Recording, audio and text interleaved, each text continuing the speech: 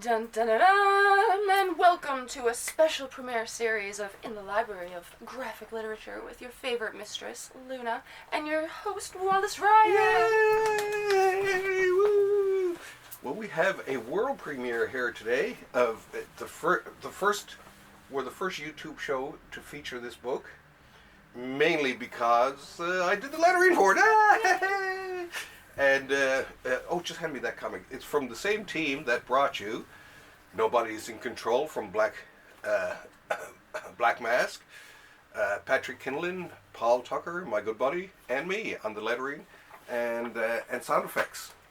So here we have Stringer, a crime thriller from Image Comics. Yay! We're going up. We're going up, I tell you, bit by bit.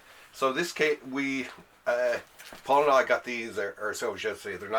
They're actually not on the stands yet. So this is a really nice preview, and I'm actually opening special sneak peek. My comic. It's really cool to be adding it's my first hardcover actually to go into the library, but to be opening up something that has your name on it, it's so cool. Okay. I'm sure it's every library owner's dream to have their own book in there. Oh yeah, exactly. All right. Okay, here we go. A crime thriller. And now we done, like I say, Nobody is in Control, and then came, which was a 4-issue series, which was collected in a soft cover. Mm-hmm. But then when we started on this, it was right from the start. It was going to be a graphic novel. Now we started this before COVID. Then Paul stopped to do Hollow Heart for Vault, which is also another great comic, and then came back. It was kind of cool because when he came back too, then he went over, revised a lot of stuff and changed stuff. So what's it about? It became an upgrade. It's about this guy, Tim, he's on, as it says there, as the tennis circuit's drug dealer. Tim's life is a party. He keeps company with famous athletes and avoids the grimy side of the cocaine trail. His only goals are to slide between the real criminals and sock away a little money to impress his estranged wife. And then it goes downhill from there. I'm not going to give anything, and it just gets worse and worse. It's, like I say, it reminds me when I first read the script for Nobody's in Control. Paul, one of Paul's great talents is being able to spot a good script. And when he sent me the one, Patrick's script for Nobody's in Control, and I read it, he sent me the first 3 issues, minus the 4th issue, and I read that. I was just like, "Jeez, this is really good. Wait, give me the fourth one." He was like, "Not ready yet." And it took a few weeks till I got it. It was just like, wow. And then every time he used to send me a chapter, he didn't send me the entire thing. This was done chapter by chapter. Mm-hmm. And so at the end of every chapter, I'll be like, "Geez, I gotta find what happens to Tim. What happens to Tim?" And then there's some other great characters in this. Pappy, who's one of my favorite characters, appears in this. And it's I think basically Paul had said to Patrick, because Paul is a huge tennis fan. He got a huge TV in his studio too, which is great for watching the tennis on. I've been up there sometimes to have a game on or whatever, and it is wonderful. As a matter of fact, he had a soccer game on one time. So is this available to pre-order or anything? You can pre-order it now, yeah, and it'll be out in June. In June, actually. Let's see if they actually put in a date in this. But it is supposed to be June. Yeah, June 2023, first printing. So yeah. So I guess we should. Way to go. I guess we should show the folks some inside parts of it. Okay, here we go. Stringer. Oh, I like the nice yellow to go with the tennis ball, all right? Mm.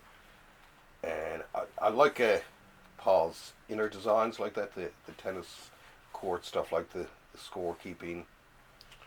And he would research things down to the posters on the wall. This is set in 1983, I think it is. And he'd even research the posters, what the telephone... There was one scene where someone's on a telephone, and he researched to find what type of telephone there was in that country in 1983. And he found a great picture. That's attention to detail. I tell you, I love it. I love Paul for that. And this was fun. I got to that's hand lettered actually. The even though it looks like it's fonts, this is actually all hand lettered. By you? Yeah. So each one would be a big part one, and then I'd do the title in a different way each time. Doofed. Mhm. So I really loved, I really loved this in terms of the. Oh, his tattoo is pretty good though. Yeah, but it was so much fun. I don't think they can. Oh see yeah, it. it was so much fun to work on. And I love this double page spread here. He's he has very great layouts. Paul's a great storyteller. I love working with him on stuff like this, right? I love the depth he puts into his art. Yeah, yeah, The backgrounds are pretty intense. yeah, and the detail too, right? It's like here's one when this was originally done. He didn't have as many people as there are there now. Mm. When he came back to him, he put in a lot more people. That really filled out the whole thing. I love this sort of page telling the story, supplying some information along the way.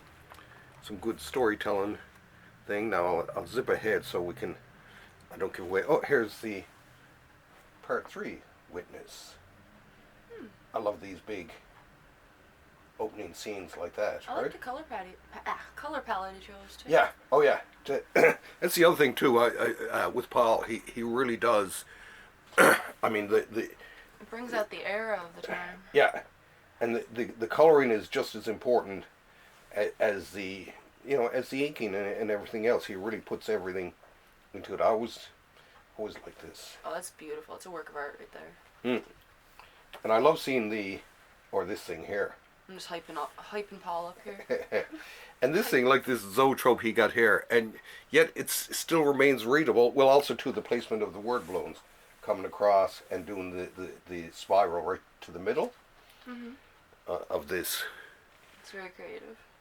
Now let's see what else we have here. Oh yeah, and what's just fun. There's all kinds of I love this. So there are a lot of cool double page spreads in this beauty. A couple of scenes. Oh, those, I love those pages. Look, for the amount of lettering that was done on them. The artwork is incredible. Yeah. Oh, this I like too. And after reading a lot of Image comics, and this does scream like Image. Yeah. Definitely something that might sell very well. I think so. It's. I'm rooting for you guys. Well, when I read it too, it was just like, geez, this is actually a very good book, right? And I love this sequence here, just all the rough. Oh, I should. I don't want to give it all away. No, this is just a cool drawn sequence here. It really just adds to the ambiance. I mean, this crowd scene is incredible. We should play tennis sometime. Oh yeah. I'll go easy on you. Yeah. Well, play tennis against a ball. And this sequence is just, it's amazing. And let me see. Oh yeah. I don't want to give away too. Oh, here. Oh, here's another part 5. Knock, knock. So I had fun with doing the title sequence every time. But I love doing that. And here's the page I inked. That's nice. Very classic. Lies. It was fun because we usually try to get me in on the art part of it. It's in some portion or another. I'm not gonna show the last chapter, or actually, oh yeah, final set instead of chapter. Final set. I like this there. Gives it like a movie feel, I guess. Oh yeah, that's what I love about Paul's use of these things, right? And I can't show the ending there. Oh, and then More yellow. our little things here. Okay, but yes, Stringer, available for order now from Image Comics. A beautiful little volume. I love looking at. Last night I kept looking at the spine. Like, finally, a book here that has my name on the side of it. Right? But It's yeah, beautiful, beautiful. it's beauty. I'm hoping Paul is loving how much love I'm giving it here. And one last quick look inside. I'll see if I can see any. And it's funny because when I look at it, I can remember so closely reading some lettering these. Mm-hmm. They're kind of they're but a challenge to letter, because the lettering, of course, was done with and this one here with the maze. Don't give it all away now. Yeah, okay. This maze page, I'll show you this maze page right there. And it works too. See, this is the other thing too. We can do, Paul and I can do really fancy dangle panel work, but make sure that it's still comprehensible is the main thing, right? Got to be comprehensible. Now, we got only about 10 minutes, which is a lot to talk about one book, I guess. But I did put aside some other ones. But don't forget, sign up for that now. Stringer. Ding, ding, ding, ding, ding, ding, ding, ding, ding, ding, ding, ding, ding, ding, ding. That's my 5-star pick of the year. So here we have the British Paranormal Society. Time Out of Mind. Dun-dun-dun-dun. And this is pretty cool. This is now this is from Mike Mignola, well, from the Hellboy crew, but From the world of Hellboy. yeah, now Mignola, this is the characters he created, but this guy takes his story and writes his own story this time. So this is a Mignola-verse book without Mignola. So Chris Robertson does it, but it's still this guy, when because Robertson has worked with Mignola before, so he knows the feel that Mignola would like for stories to be connected to his universe, right? Very much like what we'll be doing too with our universe. It's still top secret, but we're springing our own universe out there, and we will be doing sort of similar stuff to this. Characters. As a matter of fact, I've written a story about a certain character from that one. Oh, this one is fabulous, by the way. This I can't love enough. Is this your shadow? I read this on the bus, actually. So we have Mr. Mammoth. Yeah, by Matt Kindt, and the art in it. This is the first time I've seen this person. This apparently is his U.S. debut. Mr. Mammoth is the world's greatest detective, and the kind of person you don't forget. Being a 7-foot-tall pacifist and covered head to toe with horrific scars makes quite the impression. But Mammoth is losing his edge. He's obsessed with a soap opera actress who doesn't even know he exists. He can't seem to solve his latest case. Maybe it's because this new case holds clues that will finally unlock a secret of his tragic childhood. Oh, it's quite an amazing twist. I gotta say, I can't give this away because Matt would be extremely mad, because it has a fabulous ending to the whole thing. One of the great twist endings of the year, right? So you know this person? Well, Matt Kindt, I'm friends with on Facebook. Ooh, flex, flex. flex. And I'm a huge fan of and promoter of his stuff. But this is I even left the bookmark in there. But this now he does art himself. He did mod management, right? Oh, okay. And but this is a case where he wrote the story and let someone else do the art, and the art is really cool. It's this European guy, so it actually adds a bit of a real European feel to the whole art. I love the amount of attention they put into the coloring. Mm-hmm. It's an amazing comic, I gotta say, and the ending, I'm not gonna rave too much about the ending, because then someone might read it and say, hey, that's not as good as I thought it was. I thought it was fabulous. So definitely buy Mr. Mammoth. Put that right up there with Stringer and other great books. Okay, and last but definitely not least, for Pocket Universe. By Rick Veitch. Rick's a personal favorite of mine. Another person who I have friended on Facebook. And as a matter of fact, I came across these there. He does a series called the Rare Bit Fiends. They're dream comics. I think you were telling me about that. Yeah, and I have one volume already of his. This is volume 2. And I like it. They're all black and white comics, and it's all based on his dreams. But it's like an artist's it's a type of comic. It's an artist's comic. It's for people who are comic book artists. Love this. I know most of the comic book artists I know, because it's him gone absolutely wild. I mean and this reminds me actually of what I'm working on with my stuff for the poems, because this is almost like doing comics for poems, because it's just so non-narrative in some ways. But I mean the artwork in it, I love his artwork, but his stories, and he did some great stuff.